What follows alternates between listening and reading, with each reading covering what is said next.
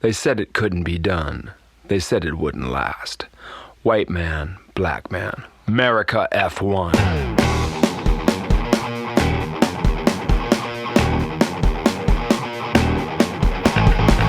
Merica F-1 coming to you straight from San Francisco, California. Sherman Tillman, Michael Lawler. Merica F-1.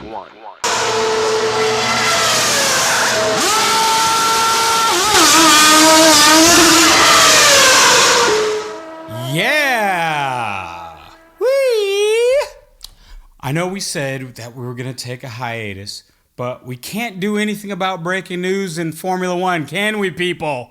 So since there's breaking news, or broken news, we're going to do a show.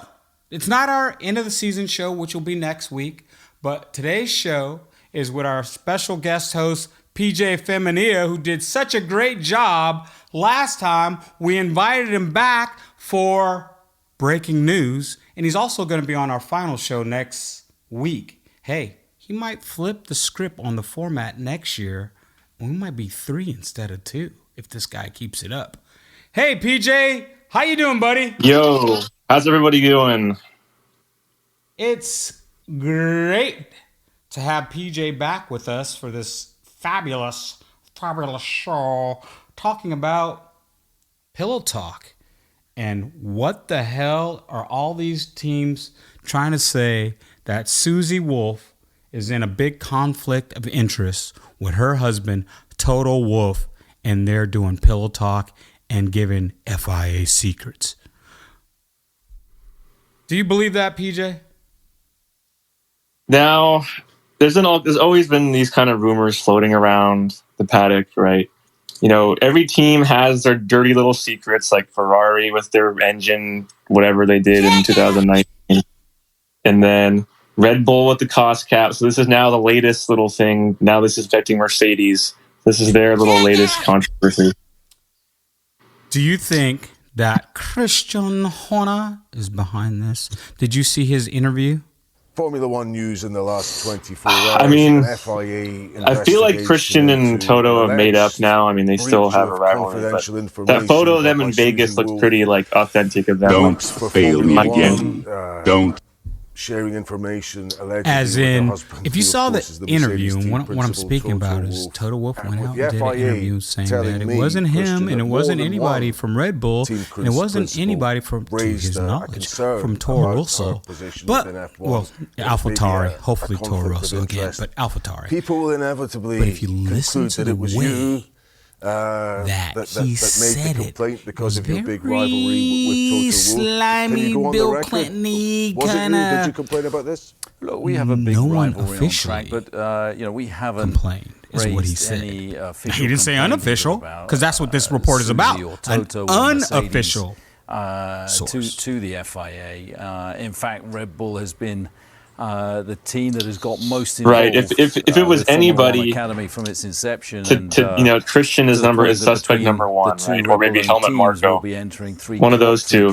So we've but been working closely like I don't see like Ferrari, for example, doing this. It's got to be someone in Red Bull, because Red Bull and Ferrari and Mercedes still have beef with each other even after, because 2021 came out last night, but just kind of sealed the deal between those two teams. They're just going to hate each other forever at this point. And I don't blame them. I mean, I would hate Red Bull to the Just because people want me to be forensic about this, ends neither of the Red earth. Bull nor If I worked for AlphaTauri nor Mercedes, anyone there'd be then nothing they could say. in that There'd be that nothing they family can do. has been Their behind arch enemy this number one. alleged complaint. They're the Or Death have you Star, heard of anyone and else we're the who's Jedi. unhappy But with I don't Susie's know. position? Well, look, as I said, like we've not Stormtroopers. raised any official complaints or made any requests. Did you see to all the these? FIA Yeah. or You see to, all these to team FOM. statement Indeed, we've reports, been working PJ? very closely. I did see with those, and I was Susie just on the Formula I woke One up one Academy. morning and I went on Team Instagram and it was like with just the Alpine, only Ferrari, group only entering 3 AlphaTauri, cars Alfa in Romeo, the Williams, Academy, Haas, for Alpine, 2024, and just all yeah, these it's like great work just that they're long doing, paragraphs of with like the we don't Academy. condone We're this certainly or we don't have excited anything about to it. do As with far as the other this. teams, I'm like, what the because hell I is can't this? talk on behalf of It's others. like This is an FIA And thing. it's almost like it's every based, statement they've was exactly taken the this same action, and, thing. as I say, It's like they all It was got in like- a room it and was said, nothing you to know, do it was a Red Bull. copy and paste on every team. It was all the same thing.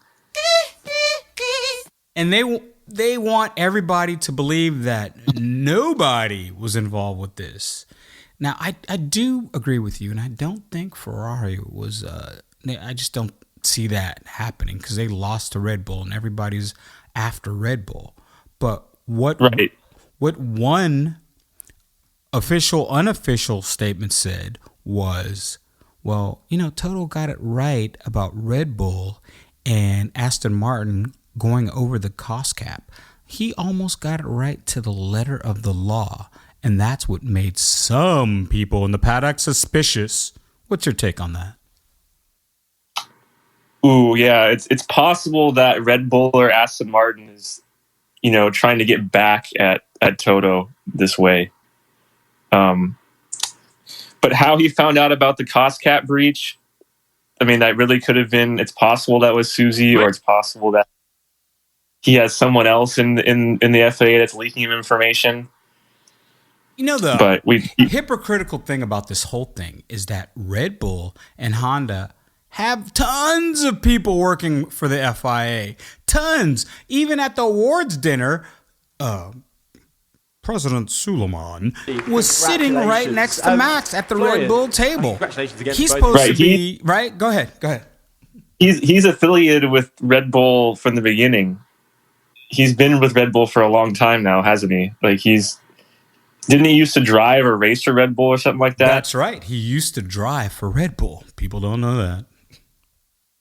So he's definitely got a soft spot for Red Bull. We would be honored if you would join us. He has a soft spot for Red Bull. Every time Mercedes would come up with something new in their heyday, in their time of destroying everybody, they'd say, "Oh, you can't put that rear wing on. Oh no, you can't use that front plate. Oh no, wait, right? What was the thing they did? It was the telescoping system. The dot. Yeah, yes. Red Bull protested that immediately, and that got banned in 2 seconds. Have they taken anything away from that Red Bull car yet? Nope.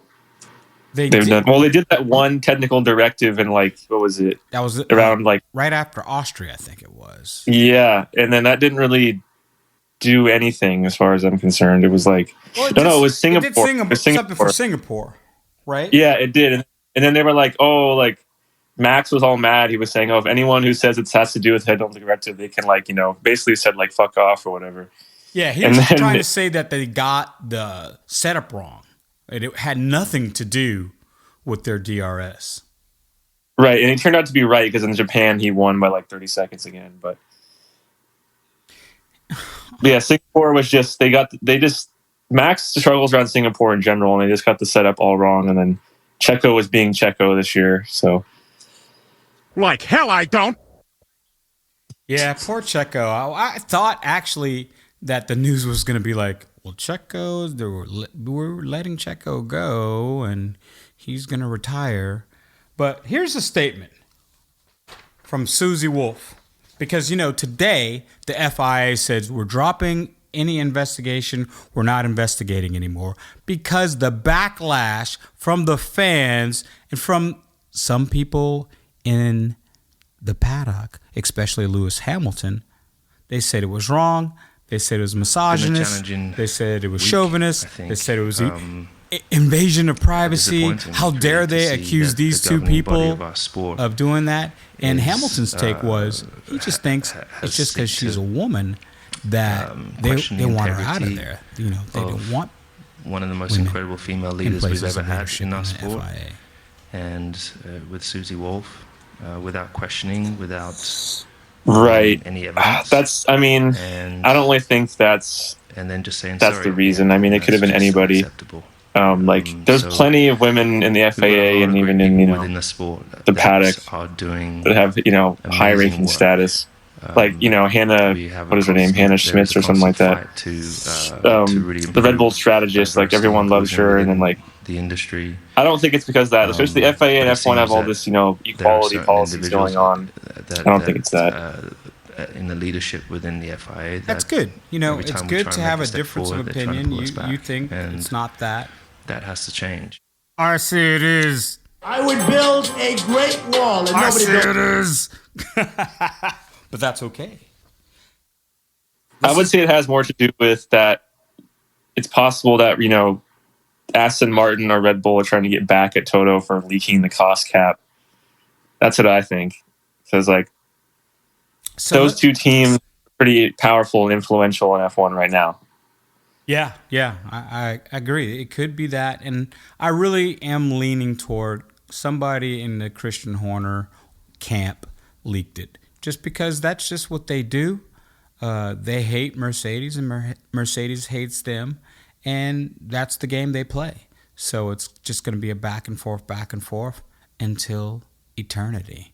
Or until all these people, pass away. And right now, most of the FIA is working for Red Bull. They're affiliated with Red Bull, like you said. So here's Susie Wolff's statement. When I saw the statement issued by the FIA yesterday evening, my first reaction was, is that it? For 2 days, insinuations have been made about my integrity in public and through background briefings, but nothing from the FIA has spoken to me, or no one from the FIA has spoken to me directly. I might have been collateral damage in an unsuccessful attack on somebody else, or the target of a failed attempt to discredit me personally, but I've worked too hard to have my reputation called into question by an unfounded press release.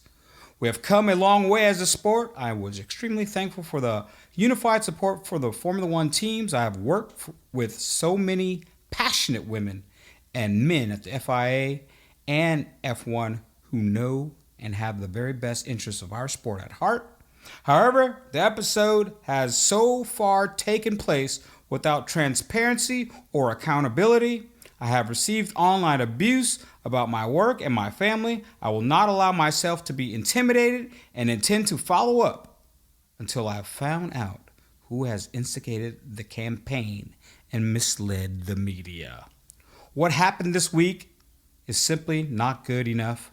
As a sport, we must demand, and we deserve better.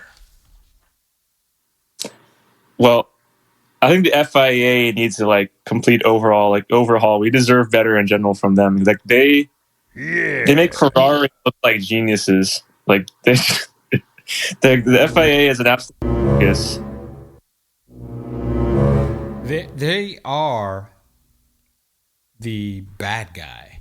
And what I don't really understand is that now that Liberty Media owns F1 and they're American, and FIA is kind of old school European, why don't they just get rid of them and get a new FIA, but have it in America? America, baby. Right. America F1. I honestly think that, if you look at how IndyCar is governed, it's actually better than F1, which is a shame. IndyCar has more cut and dry penalties. I think the regulations are actually better. Sure, it's a spec series, but the racing is closer. There's different champions every year or so. And F1's had these way too many periods of boring dominance, but except for 2010, 2008, 2007. So I think the F1 regs need to be more closer to MotoGP or IndyCar to provide closer racing and more interesting title fights. Not only that, I just think there has to be differences in these damn penalties. I mean, right. I can't stand the track limit penalty. I think it's stupid. Yeah, it's stupid. It's dumb. That's so irritating. I remember dumb. 2021 track limits were not an issue, but then they had that whole everyone Max I think went off track to block Lewis, something like that, and that sparked the whole. It was in Brazil 2021. He went all the way off the track. All the way off. Yeah, to block Lewis or something like that, or to maybe I think it was to block Lewis, and then he didn't get a penalty. So that sparked a whole investigation as to what track limits actually are. Right. And they came with a definition that if you get all four tires off the track, outside the white line, instant warning or penalty. And it just becomes annoying at tracks like Austria, where everybody got a track limits penalty, and it was just it's just asinine. That point. Not only that, is what I also don't like is these 5-second penalties. You take a guy out of the race on your own accord because you made a mistake, you did more with the car than your talent could take, or, you just had, a fly in your eye or something like that. But you take a guy out and you only get 5 seconds, you should get 10 seconds. Whatever happened to a 10-second penalty? Why is it always 5 seconds? Whatever happened to a drive-through penalty? Yeah, I remember the penalties have always been like, the FAA has really struggled with consistency with penalties. I remember in 2021 was probably the most inconsistent year of penalties like ever, but they've tried to be more consistent. I think that's what they're trying to do, is like just more consistent penalties, but they still haven't got it right yet. So no, and also, why always having all these different guys come in? Like, at this race, it's these guys are the judges. At this race, it's them. At this race, it's these people. That's another problem, is that sure, Michael Massey may have been like, I don't. There's a lot of words to describe him, but he may have been, he may have been a little bit. I don't know. He wanted to put on a show or whatever he wanted to do, but at least he was the same person at every race. Right now, they have these teams of race directors that come in every single weekend that are different. That just doesn't provide consistency. Everyone has different opinion on what penalties should be. Yeah, I'm going to turn my mic off while this damn phone's ringing. You keep talking. Right. So the FIA just needs to get one or two or three race directors, stick with them the entire year. A guy or a team of race directors, don't change it, keep it consistent. And also maybe just keep the same stewards also every single race weekend. Just don't change anything. That way consistency will be at its best with the FAA, which is what it's struggled with the most. You still there, Sherman? Yeah, I just think you should have permanent judges. They're the same judges all year. They're on the same page. They start to see the same things. They start to see the same tendencies of certain drivers.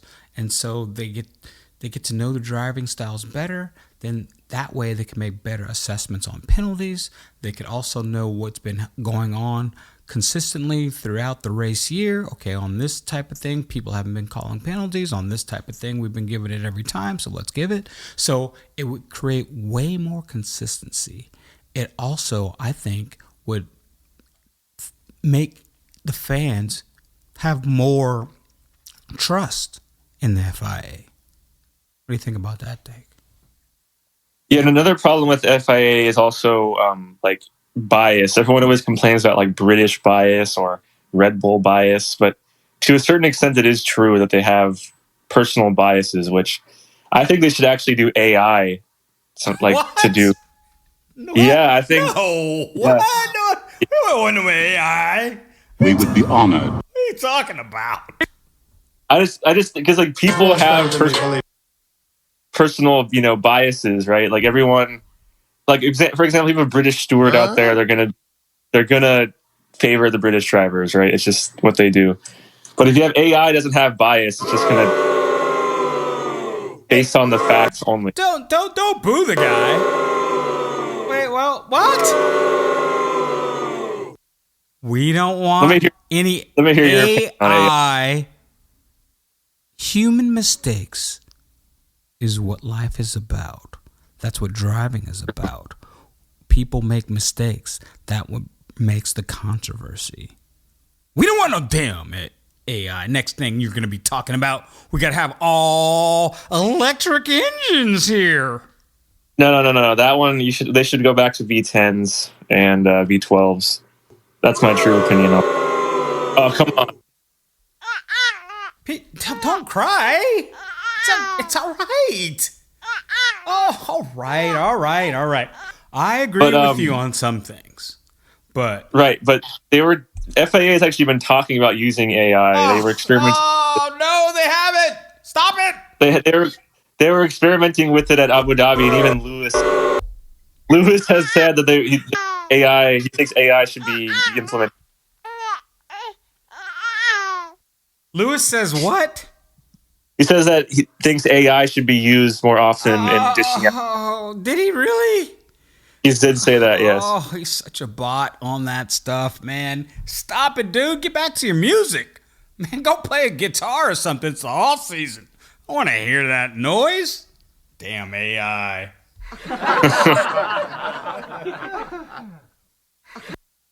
Anyhow, I didn't think that their apology of, well, we're not gonna, continue investigation. We're sorry.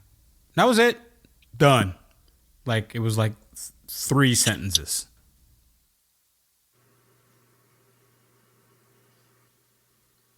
Huh?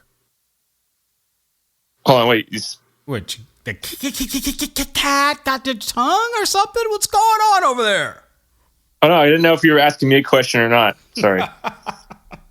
Yes. Do I need to repeat myself? All right. So the apology. The apology was like not. I didn't even like know about it through the FIA themselves. I heard about it through like other media, but it was like, it wasn't that. It's like 3 sentences, like you said. It wasn't that great or that detailed. It's like, oh yeah, we're gonna stop the investigation now, and then that's it. Yeah. They didn't say exactly why or from who or what. No sorry, no our apologies, unfounded, blah, blah, blah. It's just cut, dry. Oh, well, let's move on. Nothing to see here. Right, exactly. In other news, before we go, Logan Sargent. I can't believe it. I still don't know why. Logan Sargent's coming back next year. Why? Why, PJ? Why? Right, Logan Sargent, probably the worst driver of the year. Oh no, Dick DeVries, sorry. I think they did. I actually think he deserved another season because Williams is a much more nurturing environment than AlphaTauri, for example. They gave Latifi 3 seasons, right? The least they could do is give Sargent another chance. Okay, I can understand that. I can the way you phrased that. I could be wrong about Logan Sargent. I mean, he's American. I'd love to give him another try and see what he could do. But if he's another turd like he was this year, he only had 1 decent race, and after that, he didn't show much of anything.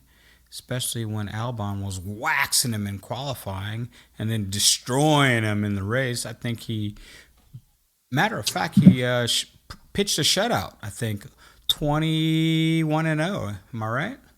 22-0.